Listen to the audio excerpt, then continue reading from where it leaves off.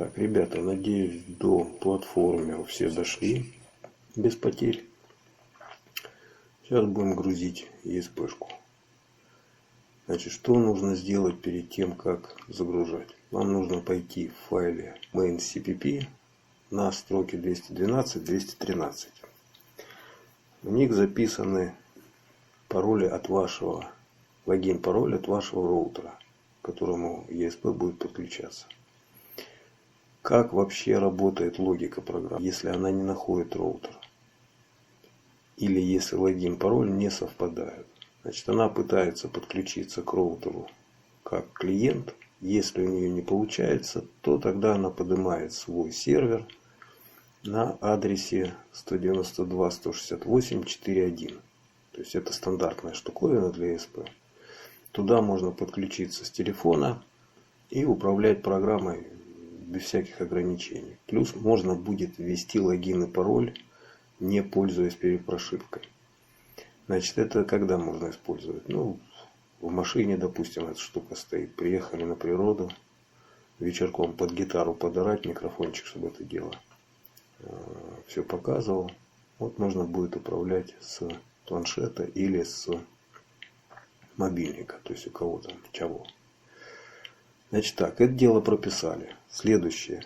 В файле платформы INI должны быть записаны ваши адреса компорта, какие у вас получились.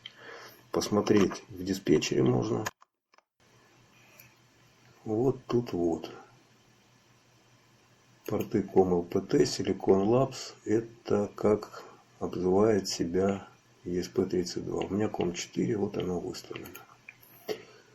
Собственно говоря, подготовительные все мероприятия завершены. Теперь жмем «Загрузить». Ждем, пока это дело все скомпилируется. Ну, у меня оно скомпилировано уже. И вот рояль в кустах. Смотрим, что происходит на экране.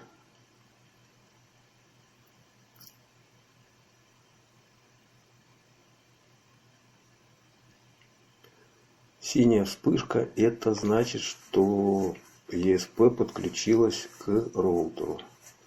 Если она поднимает сервер, по-моему, зеленый цвет зажигается. Я, честно говоря, не помню, что я там понаписывал. Скорее всего, зеленый. Так, дальше. Чего у вас нету? И что нам еще нужно? Значит, сейчас нам нужно включить монитор порта. Сейчас опять происходит перезагрузка программы. То есть сброс ESP. И вот ESP ругается. Тут всякое полезное для отладки пишет. Всякую такую чепуху. Пока не засоряйте голову этим делом. Очень интересно, какой IP-адрес выдал ей роутер. Вот у меня 22 в моей подсети. То есть теперь я спокойненько вытаскиваю любой браузер. Я пользуюсь сейчас Яндексом. И перехожу на вот этот вот адрес. На 22. Давайте перейдем для чистоты эксперимента. Вот произошла загрузка. Это ESP отдал уже полностью все веб-дела. Значит, сейчас соединение с ESP происходило по HTTP протоколу. То есть я просто забрал HTML странички. Там всякие JavaScript, там и всякую эту белибердистику. Дальше для того, чтобы программа работала на ESP, чтобы ей можно было управлять, нам нужно подсоединиться к ней, к ESP-шке, по протоколу WebSocket. Соединение происходит по вот этому вот адресу. То есть у вас он будет пустой, скорее всего. А после того, как первый раз программа удачно соединится, она его запомнит. Я имею в виду программа в браузере. Значит, сюда вбиваете тоже свой адрес, какой у вас получился. Жмете «Открыть». И, о чудо, все заработало. Это идет спектр моего голоса. То есть ничего тут такого нету. Ну и какие-то шумы непонятные там на низких частотах. То есть на удивление преобразование Фурье оказалось весьма качественным. Я его дернул. Arduino FFT называется, по-моему, библиотека. Там чуть-чуть ее подкрутил. Она очень медленно работала. Так что не меняйте библиотеку, вот та, которая есть в архиве, то используйте. Поменяете, у вас будут проблемы со скоростью. Значит, что здесь по интерфейсу? Куда смотреть? Что вот это такое? Вот это вот важная штука. ADC 0 равно 2012 у меня. Вы когда спаяете, поставите свои сопротивления, которые, каждое сопротивление кривое по-своему, у вас может получиться циферка несколько иная. То есть, что это вообще за циферка? Это половина отсчетов, половина от максимума, который может насчитать АЦП контроллера. То есть, у него максимум 4,96, по-моему. Вот здесь вот должна быть половина или около того. То есть, плюс-минус 100 это вообще ни о чем. Программа там потом 0 выводит. То есть, если у вас будет там, скажем, 2200 или 1800, вообще не проблема. Пусть так и остается, не морочьте голову. Так, на что нужно обратить внимание конкретно в вашем устройстве? Вот эти вот две цифры, вот у меня сейчас 1.15 и 2.04, это потребляемый ток. То есть, это расчетный ток. Когда я зажигаю диоды, я считаю, сколько им требуется тока для того, чтобы они засветились в том режиме, который я запустил.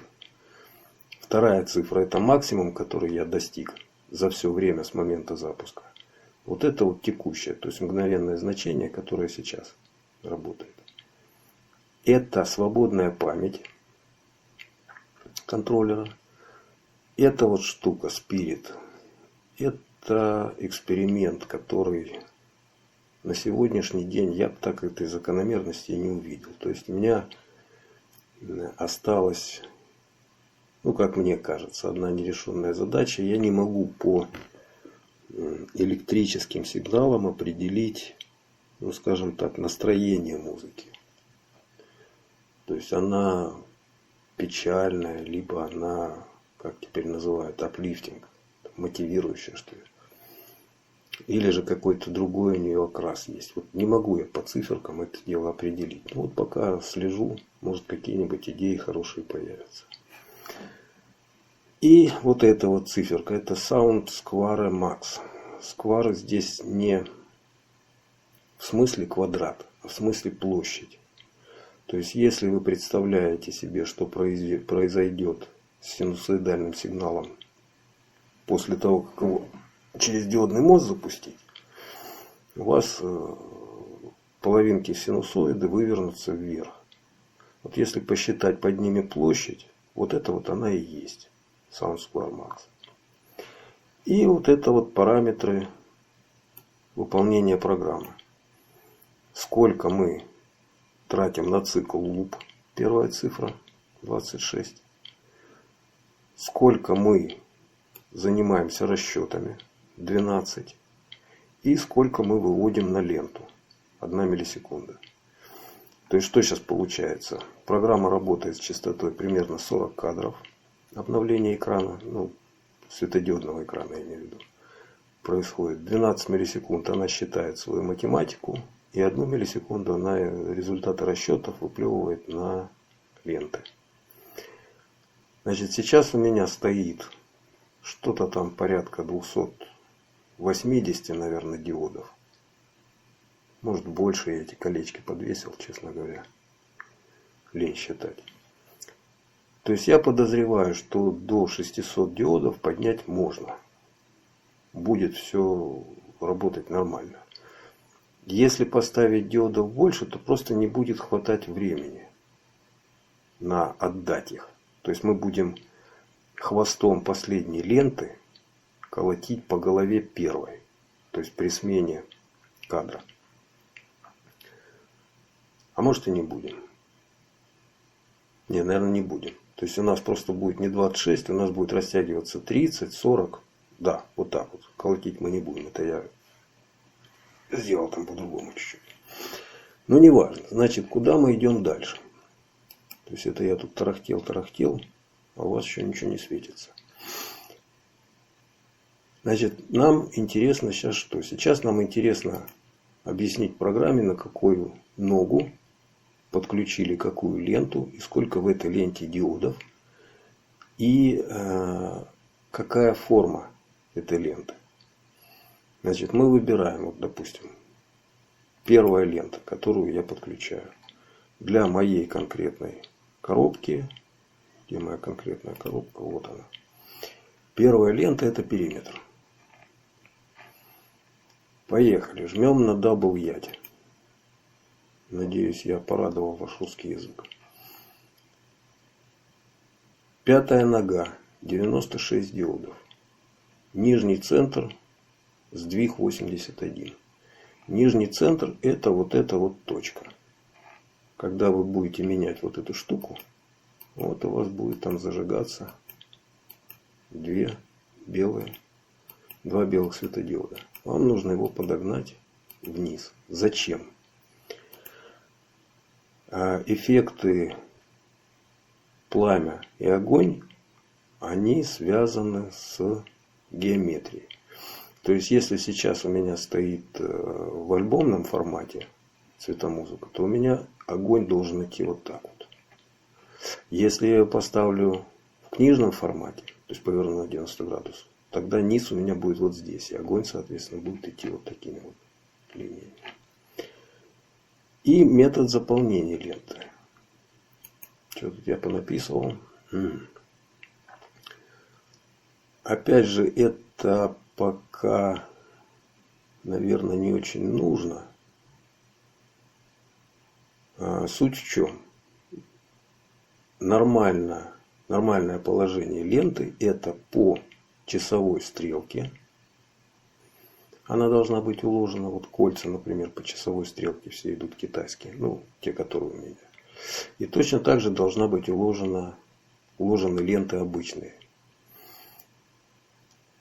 Когда я писал вот этот вот кусочек, я думал, что он мне пригодится. Я имею в виду нормально и реверс, вот эти два пункта. То есть, если вы там каким-то образом умудрились намотать его против часовой стрелки, ну, слава богу, включили здесь реверс, и как бы все в порядке, программа сама развернет. Кольца — это отдельный случай. Вот эта восьмерка в середине — это два кольца. Оба работают по часовой стрелке. Если просто соединить их последовательно, то мы получим, что у нас диод как бы скачет. То есть он сюда зашел, потом сюда пошел. Если мы будем делить вот эту ленту пополам, первую часть выводить в правильном порядке, а вторую часть реверсом, то у нас получится движение именно по восьмерке. То есть вот таким вот образом. Значит, это вот три варианта вывода. Здесь больше ничего нету. Что будет происходить, когда вы меняете вот эти вот штуки? Как бы программа поменяла алгоритм, ничего страшного. Если вы меняете вот эти штуки, то ESP нужно перезагрузить. Когда вы нажимаете кнопку «Сохранить», давайте жать. Вот оно подвисло, чего-то там все соображает, или она сейчас не нажалась. А она не нажалась, потому что я ничего не поменял. Но не суть. В общем, экран замрет, веб-интерфейс зависнет. В смысле, не зависнет, перестанет отвечать. ESP перезагрузится. После того, как перезагрузится ESP, перезагружаете веб-интерфейс, продолжаете работать. Значит, эту операцию вам нужно будет сделать для каждой из лент. Пятая лента у меня пустая и не нажимается. Значит, жмете плюсик. Вот она с двумя нулями. Если ленту нужно отключить, соответственно, то ставите ей нулевой контакт или 0 пикселей. И то считается, что ленты нет. Так, ну вроде бы ленточки у вас должны засветиться. Поехали сверху вниз, я буду вспоминать чего где. Значит, вот это пимпа. Это то, о чем я говорил, поменять пароль. Если вдруг нужно. Так, чтобы не перешивать, а просто отсюда задаете, сохранить. ESP перегружается, и как бы все, процесс пошел. Микрофон. Значит, в схеме, которую я выложил, там есть возможность подключать либо к одному аналоговому пину, либо к другому. Вот нажатие микрофона, оно выбирает, с какого пина читать данные. У меня, честно говоря, микрофона нету. Я его не стал распаивать, потому что он мне не нужен. Но, в принципе, это сделать можно. То есть программа это дело обработает. Теперь поехали дальше. Значит, что у нас здесь? Полученный спектр после преобразования Фурье мы бьем на 3 части. Соответственно, красная, зеленая, синяя. Каждая из частей, вот ее границы можно здесь менять. Почему сделано так?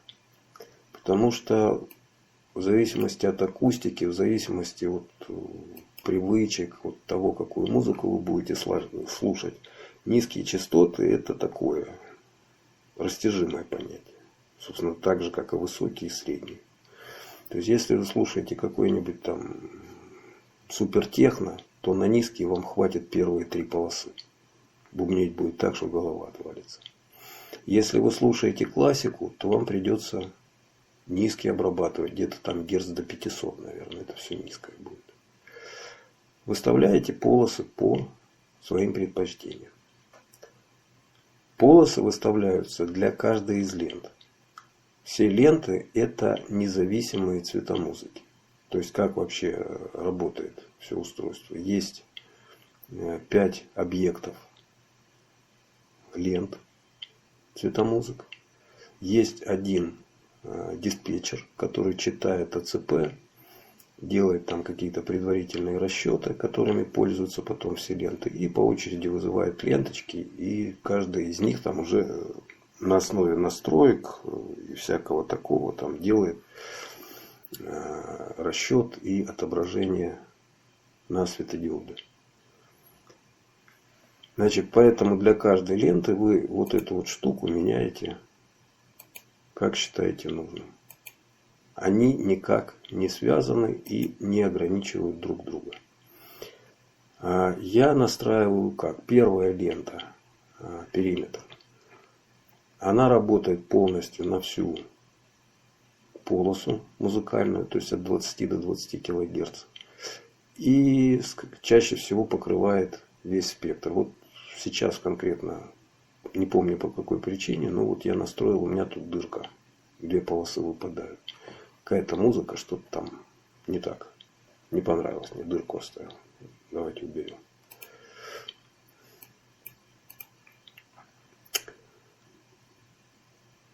Дальше, что еще? Какая еще тут есть полезная информация? Значит, зеленый, вот эта вот тонкая зеленая линия. Это результат накопления эквалайзера. Потом до него дойдем. Серая, тонкая серая линия. Это максимумы, которые были достигнуты с момента перезагрузки. То есть они просто накапливаются. Сбросить это дело, по-моему, можно двойным щелчком. Точно. Двойной щелчок сбрасывает. Ну, сами спектры тут как бы добавить нечего. Эти графики, что это такое? Синяя линия – это уровень сигнала. То есть это вот этот самый SoundSquare. Вот это вот он и есть. Белая – это усреднение. Усреднение, честно говоря, не помню за сколько. Или за 2 секунды, или за 10 секунд. Почему не помню? Потому что я пробовал по-всякому, остановился на том, которое мне понравилось. Какое мне понравилось? Ну, какое-то.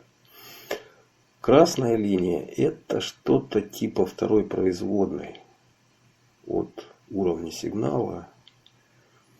Пытался я его как-то использовать, чтобы определить настроение музыки, но, в общем, пока не получилось у меня это дело.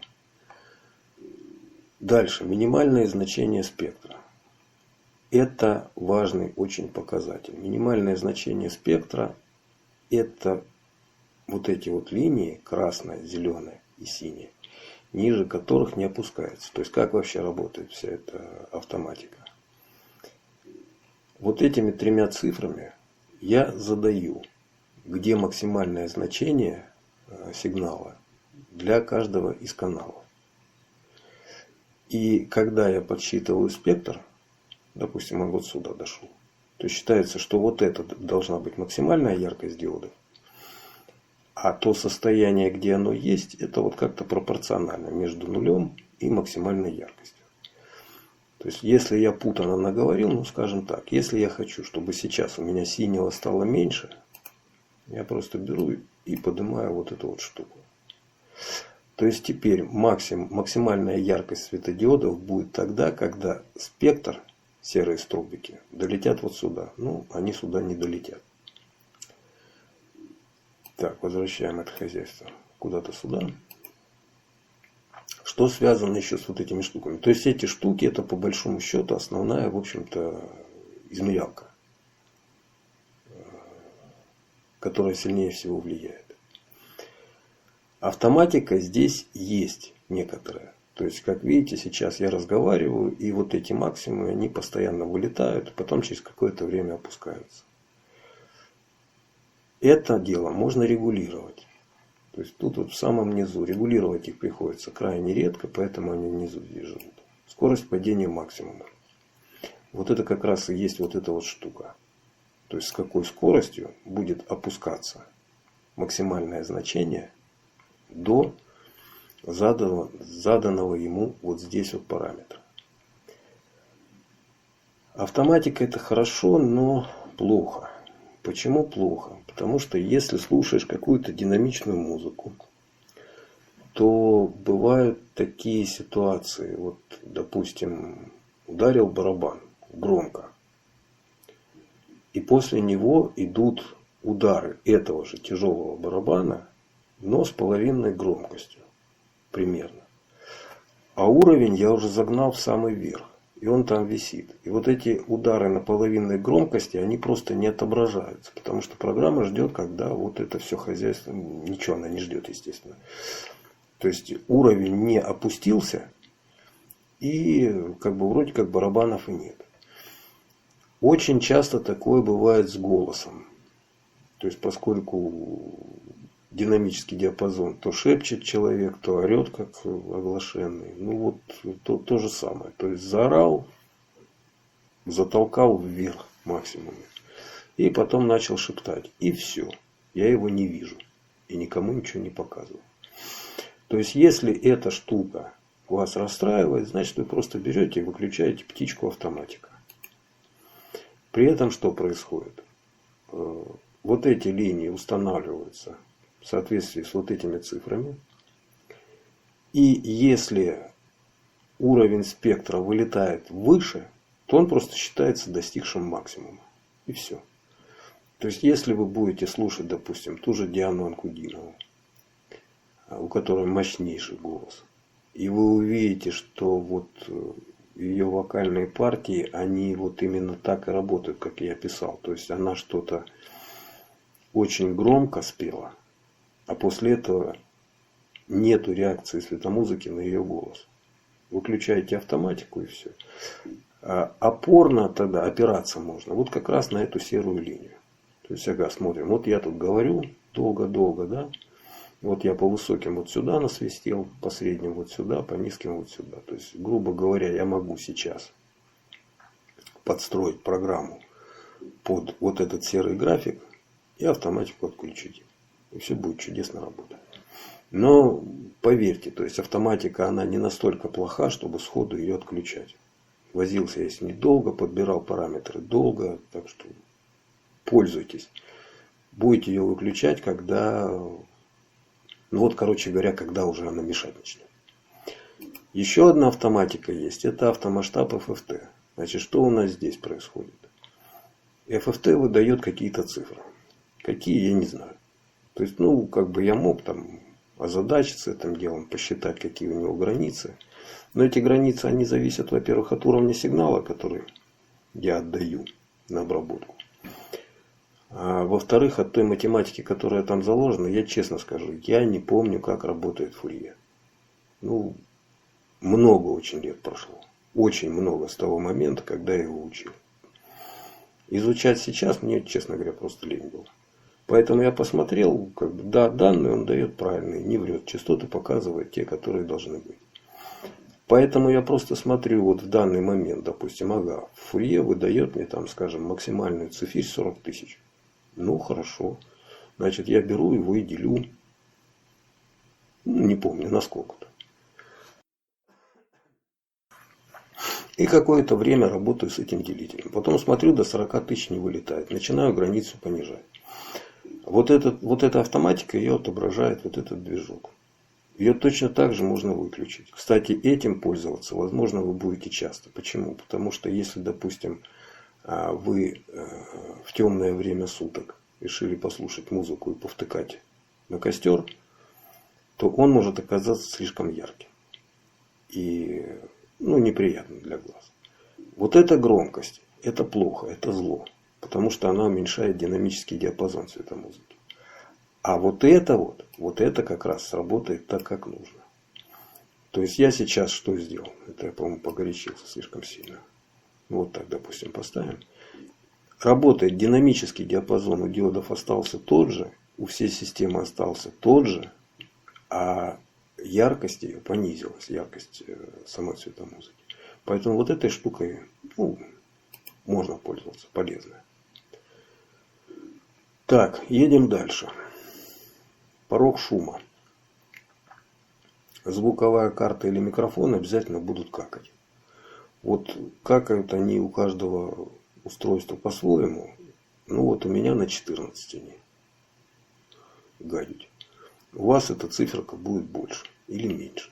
На что она влияет? Если она недостаточная, у вас будут периодически щелчки происходить. То есть стоит цветомузыка, ни с того ни с сего. Пых, пых. Вроде бы и никакого сигнала нет, но оно пыхает.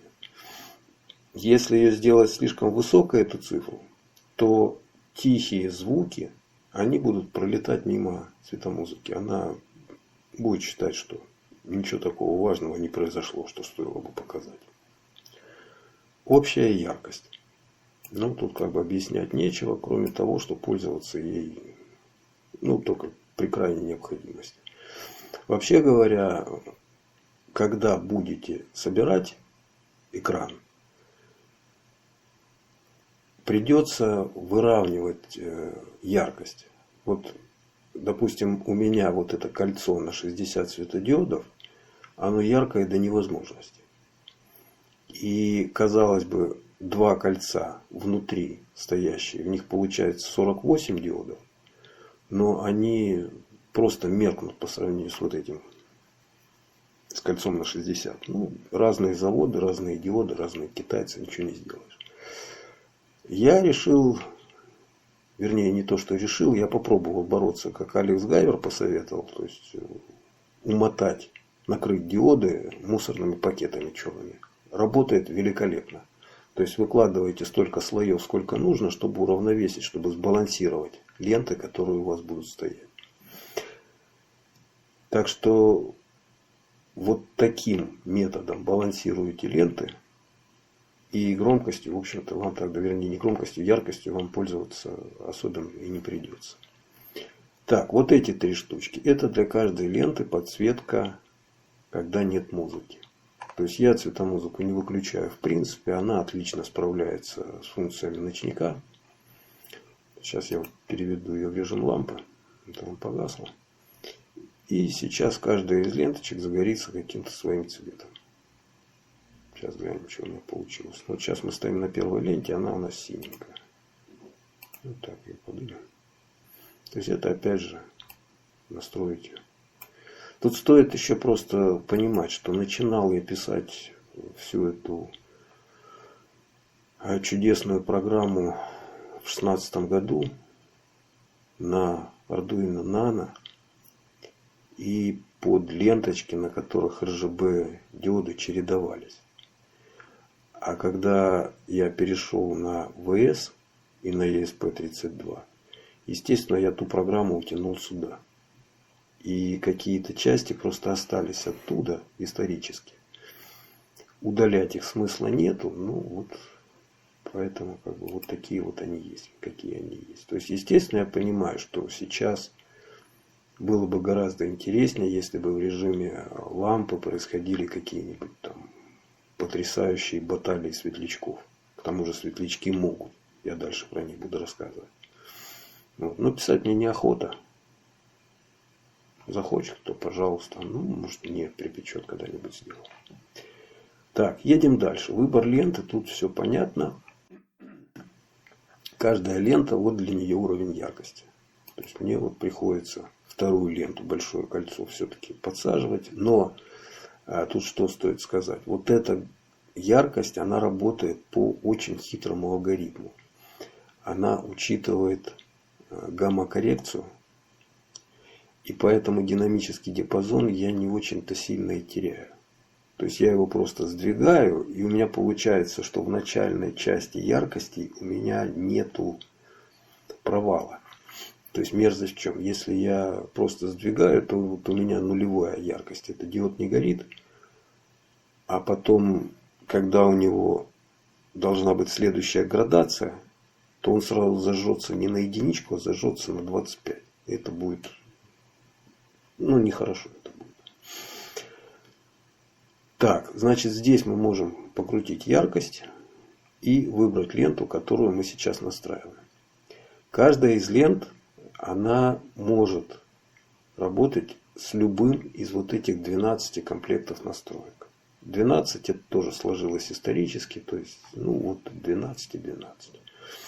Хотя на самом деле я этими настройками вообще не пользуюсь, да и была такая мысль просто удалить вот это все хозяйство.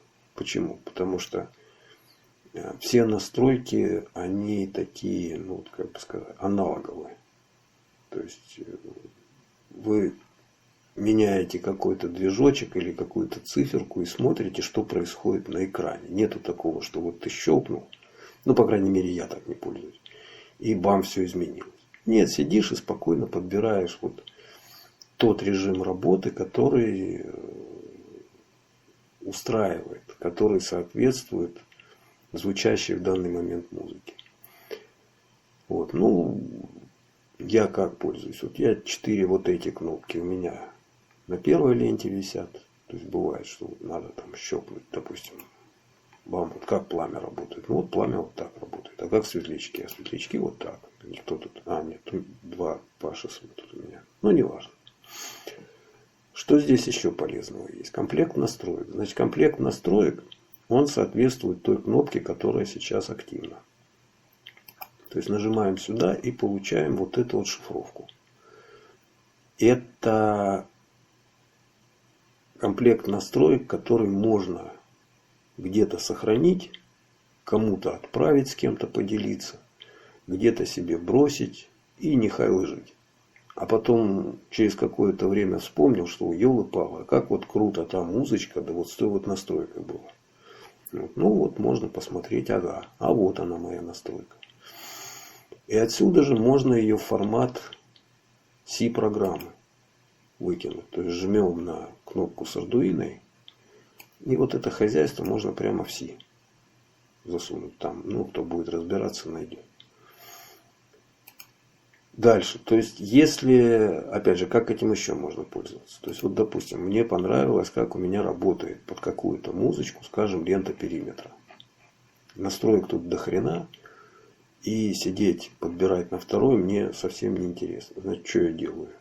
Я беру настройки здесь, копирую их, закрываю, перехожу на 6-ю. Кнопку сюда. То же самое. Вставляю и отправляю в ESP. Все, теперь у меня 1-я и 6-я настройки идентичны. Как видите, вот здесь ничего не меняется. То есть я, грубо говоря, его клонировал. Вот эта кнопка, она есть, но я, честно говоря, так за все время ни разу не воспользовался. Что она делает? Это если вот тут вот накрутил такого, что вырви глаз получился какой-то кошмарный. На этот пимпу жмешь, и, значит, ESP-шка из EEPROM выколупывает начальные настройки и восстанавливает, грубо говоря, сброс параметров. Так, поехали на самое интересное, наверное. И, пожалуй, самое сложное. То есть тут рассказать вообще А как же оно работает? Начну я, наверное, с самого первого эффекта, который я написал. Это был еще для Arduino Nano. Все это было сделано. Когда я первый раз заставил блымать лампочки под музыку, я понял, что эпилепсия не за горами. То есть это вообще не годится никуда. Нужен был канал подсветки. Канал подсветки для тех, кто сталкивался с светомузыками 80-х, конца 70-х годов, кто видел их вообще. Тогда ставили какой-нибудь желтенькую лампочку, и вот она типа, когда остальные потухли, вот она светит. То есть для чего это делается? Чтобы не нервировать зрение. Человеческий глаз, он крайне не любит, когда что-то быстро гаснет. Это вы сможете убедиться потом сами. Я был жутко удивлен. Когда быстро загорается, это не страшно. А вот когда быстро гаснет, это по мозгам холодит. Вот. Ну, попробовал я чем-то подсвечивать и понял, что это очень скучно. И тогда, не помню каким чудом, но я вспомнил, вернее, я подумал, а чем отличается звук от света. Ну вот именно в нашем восприятии. То есть никакой физики. У звука всегда есть спутник, эхо. А у света этого спутника нету. Вот я его, собственно говоря, добавил. То есть сейчас я попробую как-то его показать. Вот в этом режиме музыка плюс эхо. Их тут на самом деле 3 режима таких. Музыка плюс эхо. 2 раза по музыка плюс эхо. И 2 раза музыка плюс эхо, но расположенные зеркалом. Это станет понятно, что тут, что это такое, чуть дальше.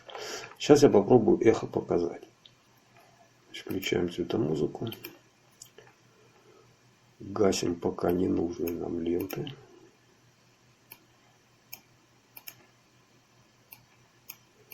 Вот мы остались только на нулевой. Значит, что сейчас, к сожалению, веб-камера, она вот этот горчишник, это красный должен быть. Ну, вот так как есть. Так, цветовое эхо. Почему он мне его затемнил? Потому что здесь не та лента выбрана. Выбираем музыка плюс эхо.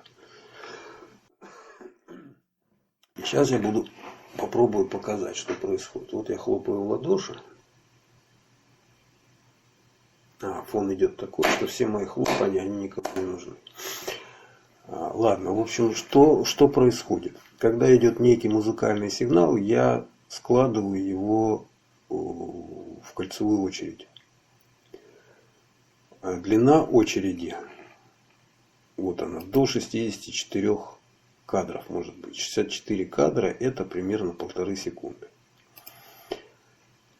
И потом каждый кадр отображения я эту очередь анализирую, либо выбираю максимальное ее значение, вот как сейчас стоит по максимуму, либо по среднему значению всей очереди, либо между ними, там плюс 10%, плюс 20%, ну короче говоря, вот тут можно выбрать.